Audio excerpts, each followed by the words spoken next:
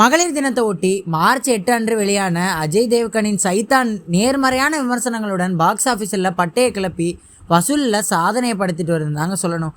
பாலிவுட்டின் முன்னணி நட்சத்திரமான அஜய் தேவ்கனுடன் மாதவன், ஜோதிகா, ஜான்வி மற்றும் குழந்தை நட்சத்திரம் அன்கட் ராஜ் ஆகியோர் இணைந்துள்ளனர்.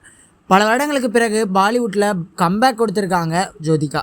ஹாரர் த்ரில்லர் மூவியான இத்திரைக்கதையில் வழக்கமான பேய் மசாலாவை கலக்காமல் ரசிகர்கள் முற்றிலும் எதிர்பாராத வகையில் பழங்காலத்து கதையில் வருவது போல பில்லி சூனியம் செய்து சூனியக்கார தத்துவத்தை அரங்கேற்றி இருந்தனர். சைத்தானாக மிரட்டிய மாதவன், அவனிடமிருந்து குடும்பத்தை காப்பாற்றும் அஜய் தேவகன் இவர்களை சுற்றி பின்னப்பட்ட இக்கதையில் சுவாரஸ்யங்களுக்கு குறைவில்லாமல் பார்வையாளர்களில் இருக்கை நுனி வர அழைத்து சென்று அதகலப்படுத்தி இருந்தார் இயக்குனர் விகாஸ். ஒரு லட்டு கொடுத்து உன் மகளே எனக்கு கொடு என்று கூறுவது கொடூரத்தின் உச்சம். முன்பின் அறியாதவர் போடும் கட்டளைக்கு குடும்பமே ஆட வேண்டும் என்று நினைக்கும் மாதவனின் குரூரம் நாடி நரம்புகளை நடுங்க வச்சது. Jio studios, Devgn films, Panorama studios இவர்களின் கூட்டு முயற்சியில் தயாரிக்கப்பட்டுள்ளது சைத்தான். குஜராத்தி மொழியில் 2023 வெளிவந்த வாஸ் திரைப்படத்தின் ரீமேக்கே சைத்தான்.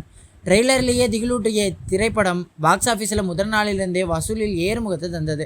கடந்த ஞாயிறு அன்று மட்டுமே ஒரே நாளில் 10 கோடியை வசூலிச்சிருக்கு.